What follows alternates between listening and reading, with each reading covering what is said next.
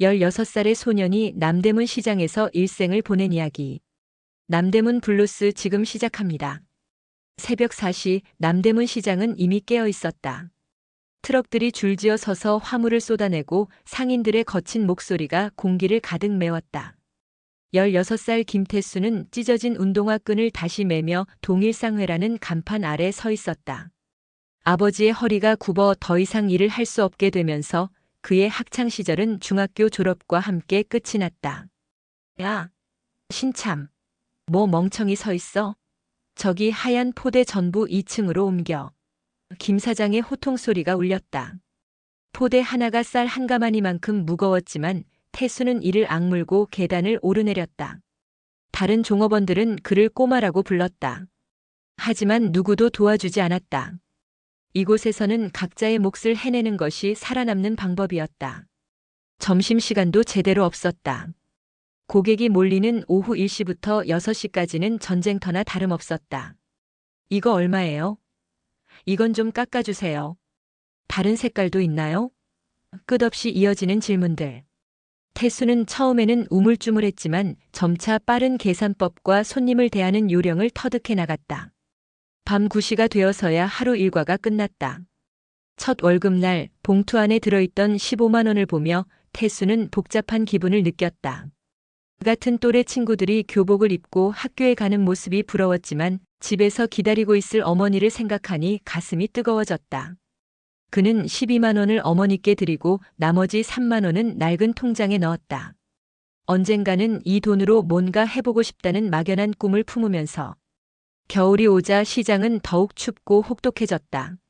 새벽 추위 속에서 김태수의 손은 트여 갈라졌고 발가락은 동상에 걸렸다. 그래도 그는 매일 아침 4시 30분에 일어나 시장으로 향했다. 다른 사람들이 아직 잠들어 있을 때 그는 이미 하루를 시작하고 있었다. 김 사장은 점차 태수를 믿게 되었다.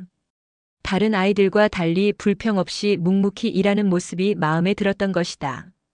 어느 토요일 저녁 모든 일을 마치고 혼자 남은 태수는 가게 앞에 앉아 하늘을 올려다봤다. 네온사인들이 하나둘 켜지기 시작하고 사람들은 집으로 돌아가고 있었다. 그는 주머니에서 구겨진 공책을 꺼내어 그날 판 옷의 종류와 개수를 적기 시작했다. 누가 시킨 것도 아니었다. 그냥 뭔가 배우고 싶었다. 이 모든 것들이 어떻게 돌아가는지 알고 싶었다. 16살 소년의 눈에는 아직 꺼지지 않은 불꽃이 타오르고 있었다. 태수가 남대문 시장에서 일한 지 2년째 되던 해, 그는 더 이상 신참이 아니었다. 그의 눈은 예전보다 빨라졌고 손님들의 움직임을 읽는 법을 터득했다. 아침 일찍 온 손님은 급한 일이 있는 사람들이고 오후에 천천히 둘러보는 손님들은 가격을 비교하며 신중하게 구매하는 사람들이라는 것을 알게 되었다. 김 사장님, 이번 주에 체크셔츠가 많이 나갔어요. 특히 빨간색이요. 태수는 자신만의 판매 기록을 정리해서 김 사장에게 보고했다. 처음에는 내가 뭘 안다고 그래? 하던 김 사장도 점차 태수의 말에 귀를 기울이기 시작했다. 실제로 태수의 예상은 거의 맞아떨어졌다. 어떤 옷이 언제 잘 팔릴지, 어떤 고객층이 무엇을 원하는지 그는 몸으로 체득해 나갔다. 봄이 되자 태수는 동대문 시장까지 발품을 팔며 도매 시세를 알아보기 시작했다. 퇴근 후 지친 몸을 이끌고 다른 상가를 돌아다니며 같은 옷이 얼마에 팔리는지, 어떤 스타일이 유행하는지 꼼꼼히 메모했다. 다른 종업원들이 퇴근 후 술을 마시거나 쉴 때 그는 홀로 시장을 헤맸다. 그의 낡은 공책에는 촘촘히 적힌 가격표와 메모들이 가득했다. 어느 날 단골 손님 한 분이 물었다. 얘야, 너 여기서 계속 일할 거야? 태수는 잠시 망설이다가 대답했다. 언젠가는 저도 제 가게를 갖고 싶어요. 그 말을 들은 김 사장이 웃었다. 야심이 크구나. 그런데 돈은 어떻게 모을 건데? 태수는 통장을 보여주었다. 2년 동안 모은 돈이 130만 원이 되어 있었다. 매달 15만 원씩 받는 월급 중에서 3만 원씩 꼬박꼬박 저축한 결과였다. 김 사장은 태수의 성실함에 감동했다. 그해 여름부터 그는 태수에게 더 중요한 일들을 맡기기 시작했다. 거래처와의 연락, 주문 관리, 심지어 가격 협상까지. 태수는 전화를 받을 때마다 목소리를 최대한 굵게 만들어서 성인처럼 들리려고 노력했다. 하지만 상대방들은 이미 알고 있었다. 이 진지한 소년이 누구보다 믿을 만한 사람이라는 것을. 그해 가을 태수는 처음으로 혼자서 부산까지 물건을 사러 갔다. 기차에서 밤을 새우며 부산에 도착한 그는 국제시장을 돌아다니며 좋은 물건들을 찾아냈다. 서울보다 20% 저렴한 가격에 질 좋은 옷들을 구매할 수 있었다. 돌아와서 그 옷들을 진열했을 때 손님들의 반응은 뜨거웠다. 이거 어디서 구한 거예요? 정말 좋네요. 김 사장은 그날 저녁 태수를 불러 소주 한 잔을 건넸다. 이제 너도 진짜 장사꾼이 다 됐구나. 18살 태수의 얼굴에 처음으로 자신감 있는 미소가 떠올랐다. 20살이 된 김태수는 마침내 결심을 실행에 옮길 때가 되었다고 생각했다.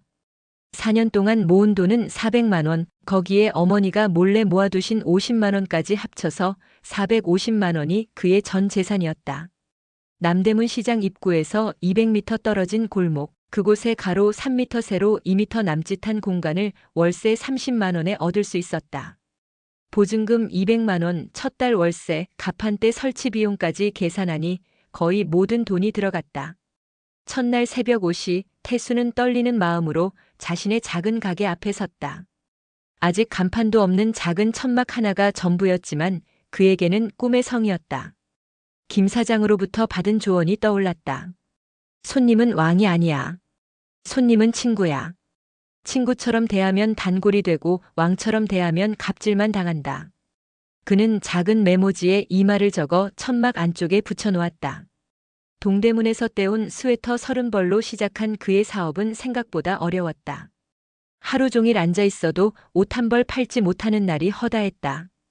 비가 오면 천막이 새어서 옷들이 젖었고 바람이 불면 모든 것이 날아갈 것 같아 밤잠을 이루지 못했다. 더운 여름에는 천막 안의 온도가 40도를 넘어 기절할 것 같았고 추운 겨울에는 손가락이 얼어붙어 계산기를 누를 수 없을 정도였다. 그해 여름 태풍이 서울을 강타했다. 밤 10시가 넘어 집에 가려던 태수는 천막이 찢어지는 소리에 놀라 뛰어나왔다. 바람에 날린 옷들이 빗속에서 진흙투성이가 되어 있었고 가판대는 반쯤 무너져 있었다. 그는 비를 맞으며 하나하나 옷을 주워 모았다.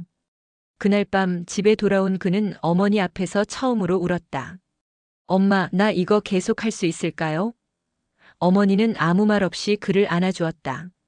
하지만 태수는 포기하지 않았다. 다음 날 아침 그는 다시 천막을 쳤다. 찢어진 부분을 꿰매고 무너진 가판대를 다시 세웠다. 그리고 젖은 옷들을 하나하나 세탁해서 다시 정리했다. 그의 모습을 지켜본 주변 상인들이 하나둘씩 도움의 손길을 내밀기 시작했다. 얘야, 이거 가져다 써라. 비닐 천막이 더 좋을 거야. 작은 친절들이 모여 태수의 가게는 점점 자리를 잡아갔다. 겨울이 되자 태수는 새로운 전략을 생각해냈다. 새벽 6시부터 오후 2시까지는 직장인들을 위한 정장류를, 오후 3시부터 밤 9시까지는 젊은 사람들을 위한 캐주얼 의류를 진열했다. 좁은 공간을 최대한 활용해서 옷걸이를 위아래로 배치하고 계절별로 옷의 종류를 바꿔가며 팔았다. 하루에 12시간씩 서서 일했지만 매출은 조금씩 늘어갔다. 첫 달 50만 원이던 매출이 6개월 후에는 200만 원까지 올랐다. 태수의 눈에는 희망이 보이기 시작했다. 32살의 김태수는 이제 김 사장이라고 불렸다. 5평 남짓한 작은 점포를 얻게 된 것이다. 월세 80만 원짜리 가게였지만 그에게는 꿈의 공간이었다. 간판에 태수 패션이라고 쓰여진 글씨를 보며 그는 16살 때 남대문에서 짐을 나르던 자신을 떠올렸다. 16년이라는 시간이 흘렀지만 매일 새벽에 일어나는 습관은 여전했다. 이제 그는 단순히 옷을 떼다 파는 것에 만족하지 않았다. 작은 작업실을 하나 더 얻어서 직접 옷을 만들기 시작했다. 디자인은 서툴렀지만 고객들의 요구사항을 반영한 실용적인 옷들이었다. 주머니를 하나 더 달아주세요. 소매를 좀 더 짧게 해주세요. 이런 작은 주문들을 하나씩 들어주다 보니 단골 고객들이 생겨났다. 그들은 태수를 우리 사장님이라고 부르며 친구들을 데려오기 시작했다. 하지만 사업은 호락호락하지 않았다. 어느 날 아침 거래처에서 전화가 왔다. 사장님 죄송한데 약속하신 물건 못 드려요. 다른 곳에서 더 비싸게 주겠다고 해서. 이미 고객들에게 약속한 물건이었는데 갑자기 공급이 중단된 것이다. 태수는 급히 다른 곳을 알아봤지만 2배 가격을 주고서야 겨우 물건을 구할 수 있었다. 그달 수익은 거의 남지 않았다. 더 큰 위기가 찾아온 것은 그해 가을이었다.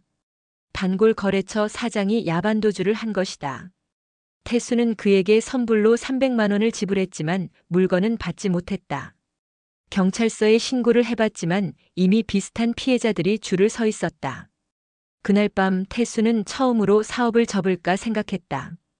빚은 늘어가는데 매출은 제자리였고 믿었던 사람에게 배신당한 상처는 깊었다. 어머니는 그런 아들을 보며 말했다. 태수야, 힘들면 그만해도 돼. 다시 취직하면 되잖아. 하지만 태수는 고개를 저었다.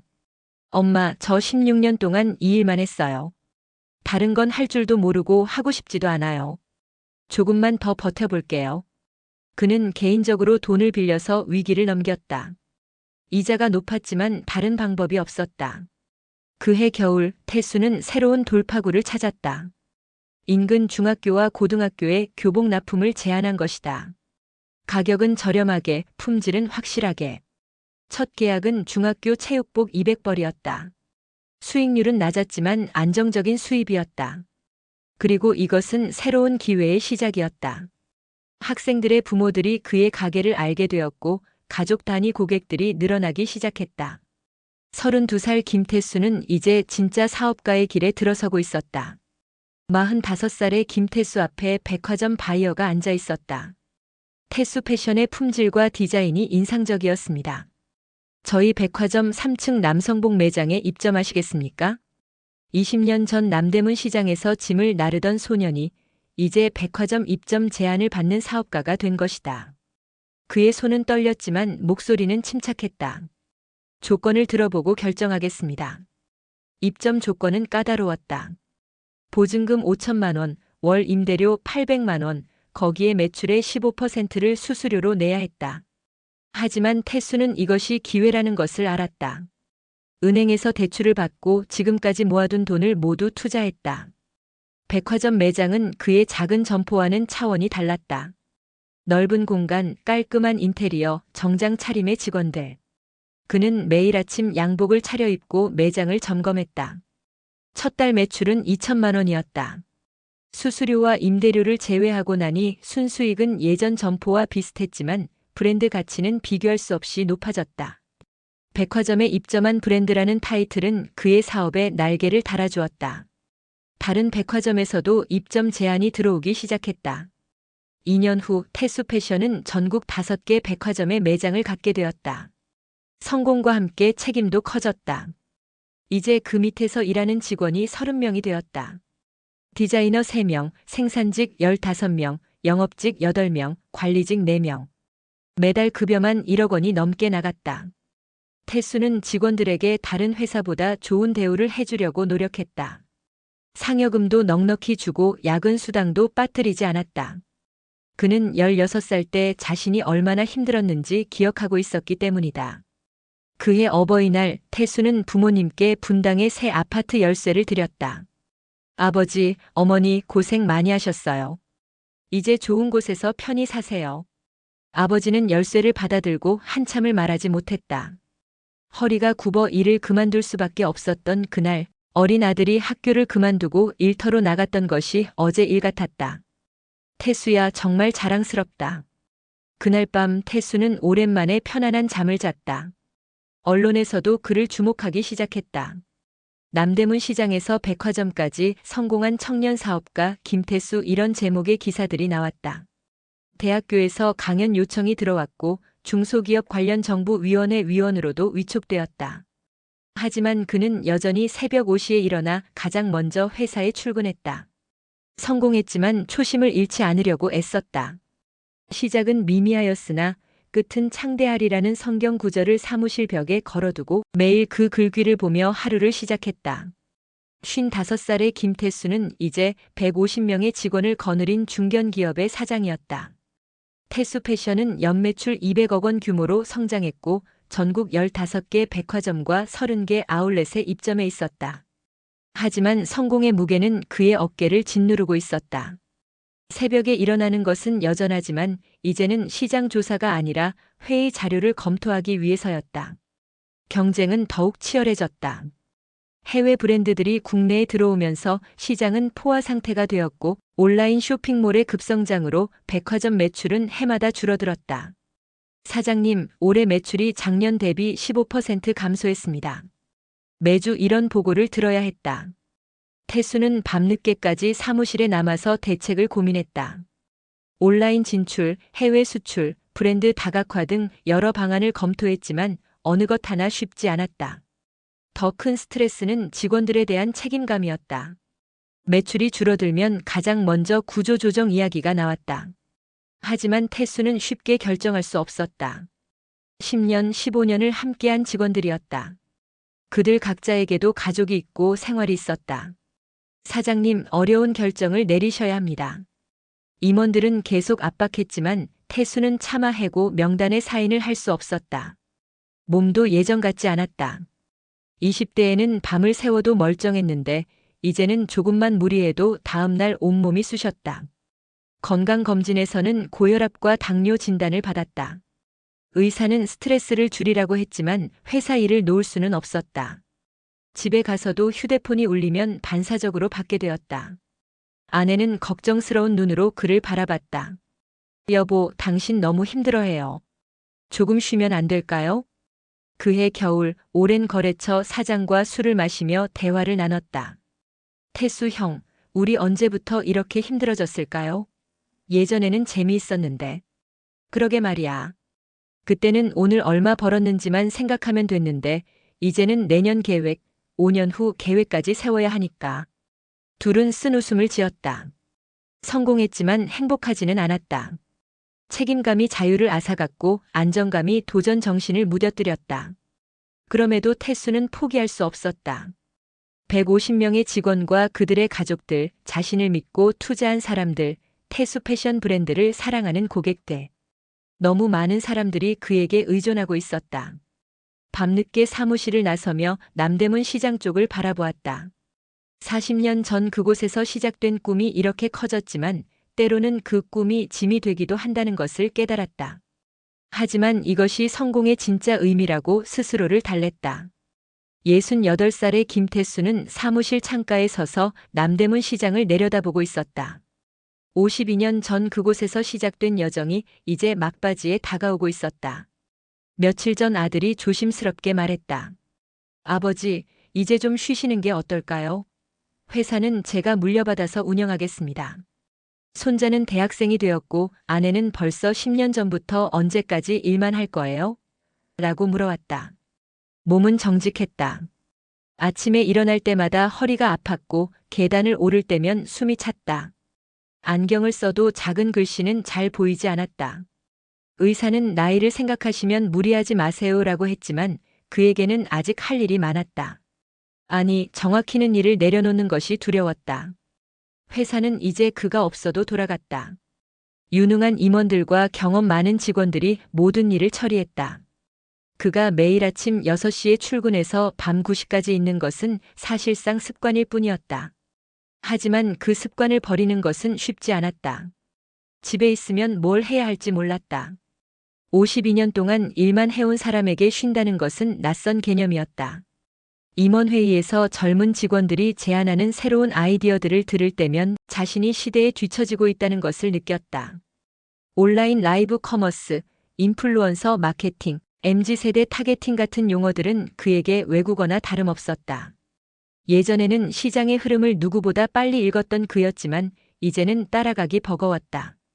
그날 밤 집에 돌아온 태수는 아내와 오랜만에 진솔한 대화를 나눴다. 여보, 나 정말 은퇴해야 하는 걸까요? 아내는 그의 손을 잡으며 말했다. 당신이 결정할 일이에요. 하지만 당신만큼 열심히 살아온 사람도 드물 거예요. 이제는 당신 자신을 위해서 살아도 될 때가 아닐까요? 그녀의 말에 태수는 깊은 생각에 빠졌다. 다음 날 아침 그는 평소보다 일찍 사무실에 나왔다. 책상 서랍에서 52년 전 첫 월급 받던 날 샀던 낡은 다이어리를 꺼냈다. 거기에는 16살 소년의 꿈이 적혀 있었다. 언젠가는 나도 사장이 되어서 사람들에게 일자리를 주고 싶다. 그 꿈은 이루어졌다. 아니, 꿈보다 훨씬 크게 이루어졌다. 150명의 직원들이 안정적인 생활을 할 수 있게 되었고 수많은 고객들이 그의 옷을 입고 만족해했다. 창밖을 보니 새로운 세대의 젊은이들이 남대문 시장을 분주히 오가고 있었다. 그들의 눈빛에서 52년 전 자신의 모습을 보았다. 열정과 꿈, 그리고 약간의 두려움까지. 그때 그는 깨달았다. 은퇴는 끝이 아니라 새로운 시작일 수도 있다는 것을. 평생 일에 매달려 놓쳤던 것들을 되찾을 기회일 수도 있다는 것을. 그는 천천히 사직서를 작성하기 시작했다. 펜을 들었을 때는 떨렸지만 글을 쓸수록 마음이 가벼워졌다. 그날이 마침내 왔다. 2024년 12월 31일 김태수의 마지막 근무일이었다. 아침 6시 그는 마지막으로 회사 문을 열었다. 52년 동안 수만 번 반복했던 행동이었지만 이번이 마지막이라는 생각에 가슴이 뭉클했다. 사무실 책상 위에는 직원들이 준비한 감사 인사가 놓여 있었다. 사장님께서 가르쳐 주신 것들을 잊지 않겠습니다. 오후 5시 전 직원이 모인 송별회가 시작되었다. 그와 함께 20년, 30년을 일한 오래된 직원들의 눈에는 눈물이 글썽였다. 사장님, 처음 입사했을 때 저를 아들처럼 돌봐주셔서 감사했습니다. 어려운 시절 해고하지 않고 끝까지 지켜주셔서 고맙습니다. 한 명 한 명의 인사를 받으며 태수는 자신이 얼마나 많은 사람들과 인연을 맺고 살아왔는지 깨달았다. 저녁 9시 마지막으로 사무실을 정리했다. 개인 물건들은 별로 없었다. 52년 전 첫 월급 받던 날의 다이어리, 어머니가 손수 짜주신 목도리, 그리고 남대문 시장에서 찍은 오래된 사진 한 장. 그것이 전부였다. 책상 서랍 깊숙이 있던 16살 때의 꿈을 적은 메모를 보며 그는 미소를 지었다. 그 꿈들은 모두 이루어졌다. 사무실 불을 끄기 전 마지막으로 창밖을 내려다봤다. 남대문 시장의 불빛이 여전히 반짝이고 있었다. 새벽부터 밤늦게까지 일하는 사람들의 삶이 그곳에 있었다. 52년 전 그도 그중 하나였다.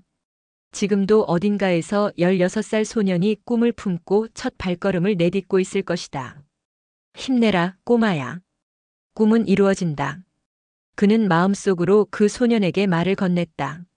집에 돌아와서 아내와 함께 차를 마시며 조용한 시간을 보냈다. 이제 뭐 할 거예요? 아내가 물었다. 글쎄요. 일단 손자랑 시간을 보내고 싶어요. 그 애가 크는 걸 제대로 본 적이 없었거든요. 그리고 잠시 생각하더니 덧붙였다. 그리고 책도 읽고 여행도 가고 젊을 때 하지 못했던 일들을 해보고 싶어요. 다음 날 아침 알람 없이 일어났다. 시계를 보니 7시였다. 평소보다 1시간 늦게 일어난 것이다. 하지만 급할 것이 없었다. 여유롭게 커피를 마시며 신문을 읽었다. 경제면에는 여전히 어려운 이야기들이 많았지만 이제는 그의 몫이 아니었다. 오후에는 손자가 다니는 학교로 마중을 나갔다. 할아버지, 오늘 왜 이렇게 일찍 왔어요? 이제 할아버지는 매일 일찍 올 수 있어. 손자의 웃는 얼굴을 보며 김태수는 인생의 새로운 챕터가 시작되었다는 것을 느꼈다. 16살부터 68살까지 52년간의 여정이 끝났다. 하지만 그것은 진짜 끝이 아니었다. 이제는 김태수가 아닌 그냥 할아버지로 살아갈 시간이다. 그리고 그것도 나쁘지 않다는 생각이 들었다.